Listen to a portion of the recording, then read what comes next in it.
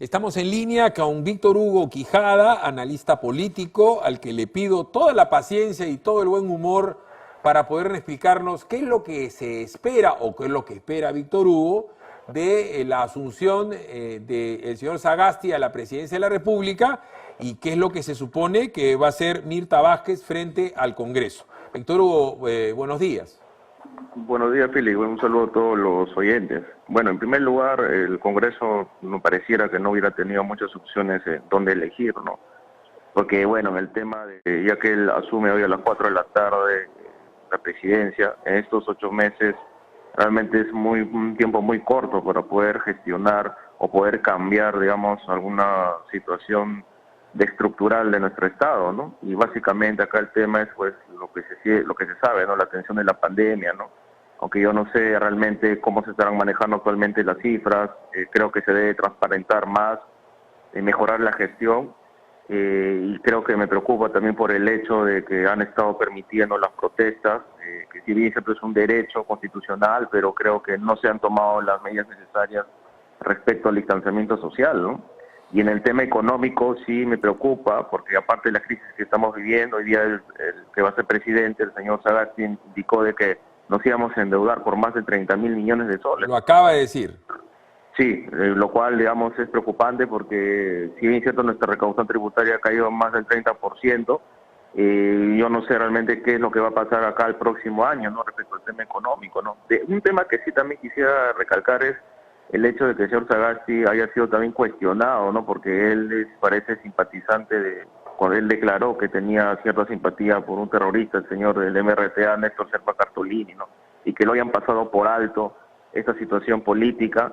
Pero bueno, más allá de este tema, esperemos que no haya otra vez un trasfondo político en donde se siga incentivando las marchas, cuando ya, digamos, si bien es cierto, la juventud se han pronunciado y Merino no tenía legitimidad para poder gobernar porque no había un respaldo popular, porque sí lo que seguía en las calles, pero creo de que en la actualidad lo que le compete al señor Sagasti, creo que es una tarea un poco compleja, ¿no? Porque va a tener que lidiar con esta segunda ola de contagios y el tema de la crisis económica, ¿no? Mira, acá uno de los problemas que hemos estado viviendo es la desinformación, ¿no es cierto? Y las mentiras como mecánica. Para comenzar, el tema de la salud, del cual todo el mundo, Víctor Hugo, dice que es prioridad. ¿Cómo vas a enfrentar el tema de la salud si el gobierno ha sido un absoluto fracaso en el tema de salud? Pero digo absoluto fracaso y parece que esto es un mantra, ¿no? Parece que yo estuviese rezando, ¿no? No han habido las pruebas moleculares, no ha habido equipo de respiración, no ha habido equipo de protección personal, no ha habido camas UCI, no ha habido respiradores, no había presupuesto para los doctores y las enfermeras. Han habido, Víctor Hugo, decenas y decenas de plantones y reclamos de los señores doctores y enfermeras de salud y del MINSA, los cuales han sido acallados por el gobierno de Vizcarra y la prensa. Entonces, ¿cómo pretendemos nosotros que quien sea que se haga cargo del Ministerio de Salud, Dios mío, no puede ser la Macetti, siga con una política que es absolutamente errada desde el punto de vista de la desinformación? ¿No hay que saber la verdad, no hay que sincerar cifras? Sí, es correcto, Felipe. Yo desde un primer inicio, desde marzo, yo siempre en mis pronunciamientos, siempre yo he denunciado también, bueno, yo sé también que tu persona, tu programa, porque también te sigo, de que ha habido un mal manejo de la pandemia, ¿no? Desde el primer momento, el tema de las compras de las pruebas rápidas respecto a las moleculares, el hecho de ocultar las cifras de fallecidos, el hecho de recién, bueno, que se está haciendo un poco de atención primaria, pero creo que ese es un inicio se dio derecho. Y hubo muchos cuestionamientos, ¿no? Del manejo ineficiente, incluso del direccionamiento, de las sobrevaloraciones de las licitaciones, de la falta de equipamiento y todo lo que tú has mencionado. Creo de que sí ha habido un fracaso, ¿no? Pero también creo que debe responsabilizarse, ¿no? A quienes estuvieron al frente en su momento, que estaba pues el señor Ceballos, estaba el señor Zamora, el señor mismo Vizcarra, que ahora ya, digamos, esperemos que enfrente a la justicia respecto a todas las investigaciones que se les está haciendo, incluso de que han habido lobbies o concertaciones con la misma señora ex ministra de Economía, ¿no? Que respecto a la compra de estas famosas pruebas, ¿no? Y cuando todo el mundo utiliza las pruebas moleculares, el Perú hasta ahora es el único país, si no me equivoco, del mundo que no lo está haciendo, Y yo creo de que acá hay una situación también de responsabilidad de la prensa, de ciertos grupos, de ciertos sectores, de tratar de transparentar, sincerar las cifras y de mejorar la gestión, sobre todo en la eficiencia en la ejecución del gasto público, porque quienes son los competentes para hacer las adquisiciones, sea Perú Compras, sea el Cenares o la Dirección de Abastecimiento de Salud, hay una responsabilidad de gestión, hay responsabilidad política y por qué no hablar de una posible responsabilidad penal, pero también, por ejemplo, el Congreso también debe poner más énfasis en su fiscalización, al igual que la Contraloría, ¿no? Y yo creo de que acá hay que pues ponernos en el rol que a cada uno le compete y asumir la responsabilidad de todo lo que ha venido pasando. Y me preocupa, por ejemplo, el hecho de que ya no se esté incentivando más protestas, porque esto nos puede llevar a un descontrol de nuestro ya totalmente colapsado sistema de salud. Incluso nuestro sistema de salud está muy mal, mucho antes de la pandemia, ¿no? Y eso es algo que todo el mundo lo sabe, ¿no? Ahora bien, el tema de la seguridad. Para comenzar, si nosotros, por la muerte de los dos muchachos, que es evidentemente triste y muy dolida, pero especialmente para su familia, ni para la prensa ni para los periodistas, porque a la hora ellos van a hacer el show, hermano. Ponen la cámara, le ponen micro a la señora, enfocan el ataúd. De saca comienzan con que la culpa la ha tenido la policía. La policía el día de hoy ha dado una conferencia de prensa en donde con pruebas en la mano está deslindando responsabilidades de una manera, creo yo, contundente. Pero si nosotros en la prensa lo único que hacemos es darle palo a la policía, literalmente, la policía no va a tener capacidad coercitiva. Y mañana pueden haber más levantamientos y algaradas que ya no necesariamente tienen que ver con la protesta ciudadana, sino con el paro minero, el paro pesquero o el paro agrario, el bloqueo de carreteras. El señor Antauro se molesta, los lentejeros se molestan, el Perú se molesta y ya no toma la calle, sino toma la carretera. Entonces, ¿cuál tiene que ser la función, según tu opinión, de la prensa para informar una situación que esté en proceso de investigación? Tenemos que ser objetivos, ¿no? Hay que ser imparcial, ¿no? Yo siempre voy a defender la institucionalidad, ¿no? El Estado tiene esa facultad coercitiva.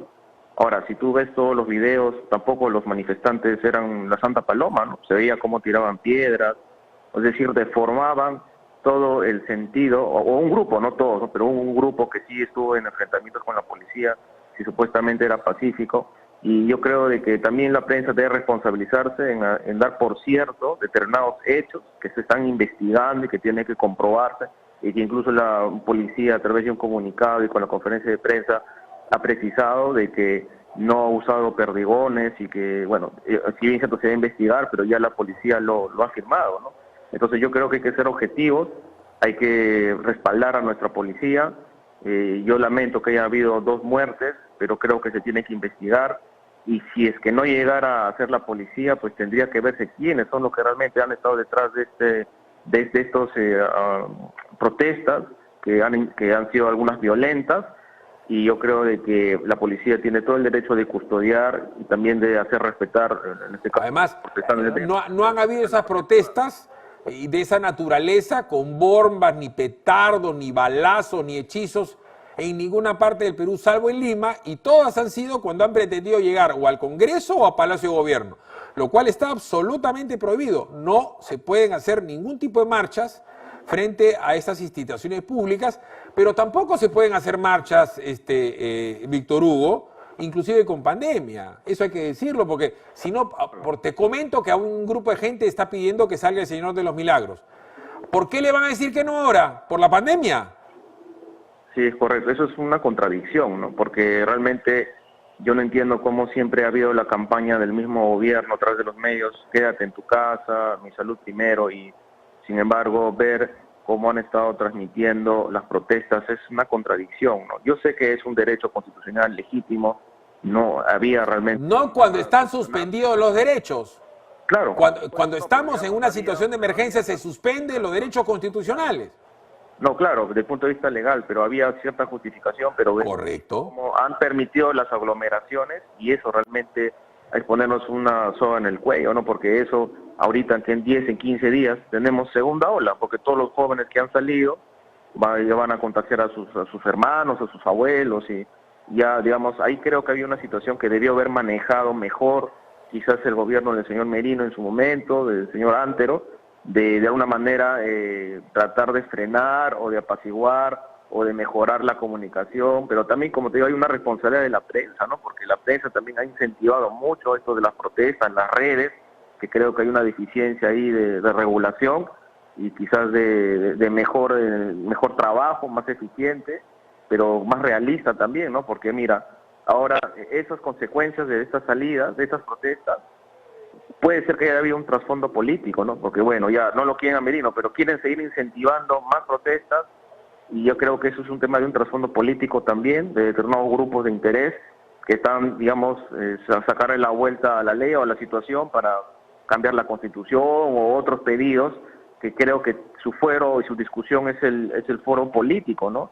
Y a través quizás de una propuesta de referéndum o a través del Congreso nuevo o el actual, si es que tiene esa capacidad de hacerlo, pero creo de que hay que apaciguar y hacer un llamado a la calma a la población, ponernos a pensar que estamos en pandemia, y digamos hay que ser responsables de nuestros actos, los jóvenes, la prensa, los políticos, cada quien hace lo que le corresponde, y acá hacia adelante esperemos pues que haya una transición por lo menos serena y con vía basta de crisis política y de confrontación entre ejecutivo y legislativo, ¿no? Hablando de políticos responsables, ¿qué ves en el futuro de Martín Vizcarra? ¿Qué cosa crees que pase con el TC, con su permanencia en su domicilio?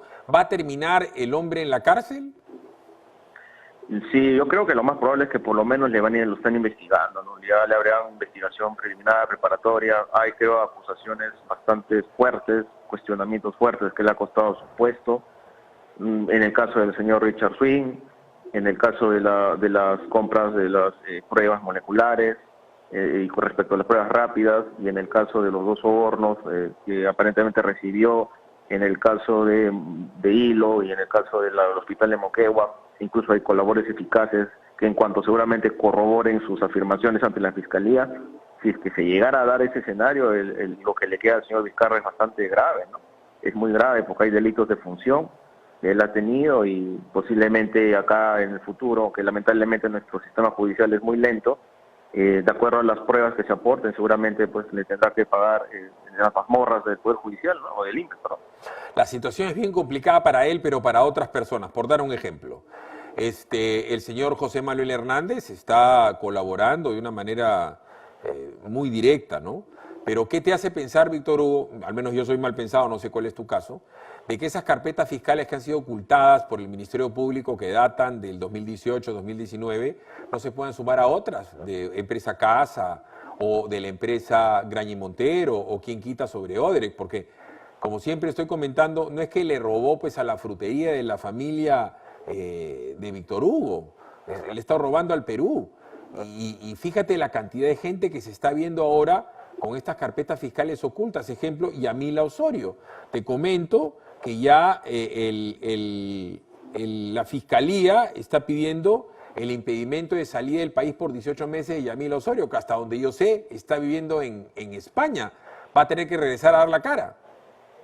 Sí, es correcto, ¿no? Todos aquellos gobernadores que están siendo investigados y ha habido muchos cuestionamientos sobre situaciones de corrupción, tienen que afrontar la justicia, ¿no? Y someterse a la Fiscalía, pero lo que sí yo rechazo es que a veces al sistema de justicia lo utilizan para criminalizar la política, y que a veces cometen excesos, y así por ejemplo ocurrió con el caso del señor Humala, con el caso del señor Fujimori.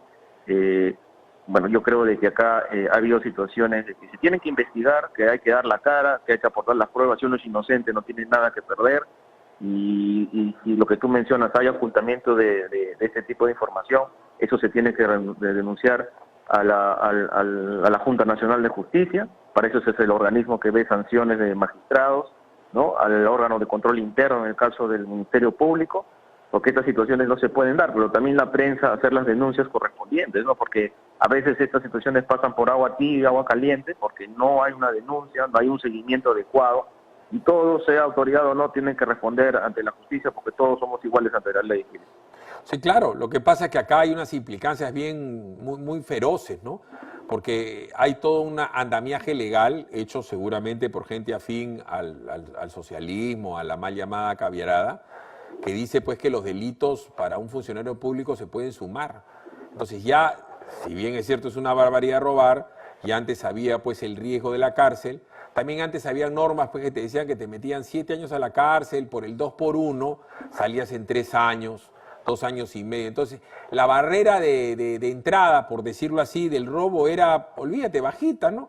En el supuesto que te apayasen, te ibas en cana 2 años, 3 años. Ahora no es así. Te vas 25, 30 años. O sea, la carcelería de Humala sería cadena perpetua. La carcelería de Toledo, lo mismo. Miren lo que está pasando con Fujimori, lo que le podría pasar a Castañeda o a la señora Villarán. Humala es un hombre de mediana edad, le ponen 25 años, termina de 75 o de 80 años en la cárcel. La señora Yamila Osorio es una señora muy joven, pero si la mete en presa Yamila Osorio estaríamos hablando pues de 25 años de cárcel. La gente lo que se está jugando, o Vizcarra, Víctor Hugo, es la vida. Entonces, como se juega la vida, hace barbaridad y media para salvarse de la cana.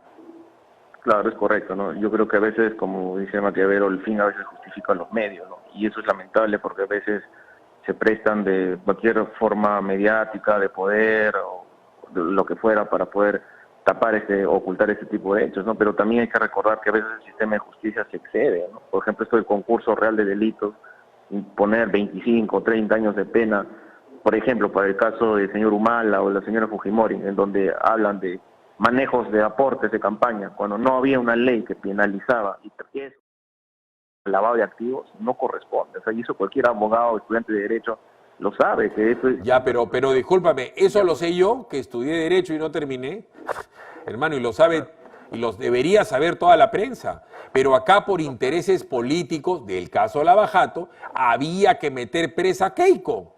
Y Keiko presa, y mira, se pasaron años anunciando la prisión preventiva, y al fin y al cabo los aportes de campaña no son delito. Para que el aporte de campaña sea un delito de lavado de activos, tú tienes que conocer que la fuente sea una fuente negra y delictiva y que tú hagas el proceso de lavado de la criminalidad de convertir eso en un activo limpio. Entonces, quien podría tener un problema de esa naturaleza sería Humala, por dar un ejemplo, si supiera que la plata era negra, se terminó comprando casa, carro, joyas, hijos en colegios importantes.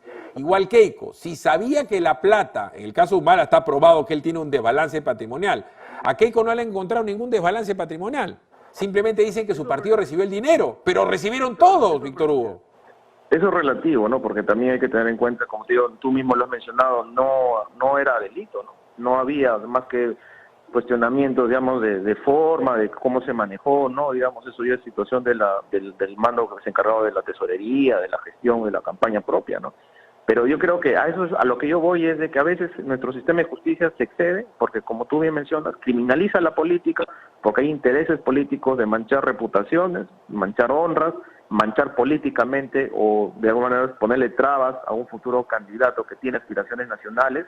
Y yo creo que acá también yo creo que a veces el Poder Judicial y el Ministerio Público deben actuar con más neutralidad, ¿no? Porque, por ejemplo, si se está imputando delitos de corrupción, tienen que probarse estos hechos, ¿no? Y, por ejemplo, para el caso del señor Vizcarra, hay aspirantes a colores eficaces, que es muy diferente a pruebas, digamos, que pueden ocurrir en cualquier otro tipo de funcionario que lo están procesando, que todavía tienen que probar, porque la carga de la prueba le recae al Ministerio Público, pero a veces utilizan a los medios, o los medios dan por hecho ciertos casos que no corresponden, ¿no? Por eso que yo decía que hay que informar con objetividad, con responsabilidad y sin cálculo político, ¿no? Porque pareciera que desde que asumió el señor Kuczynski hacia adelante, todo es política, todo es cálculo político, quiere serruchar el uno al otro, el otro quiere asumir.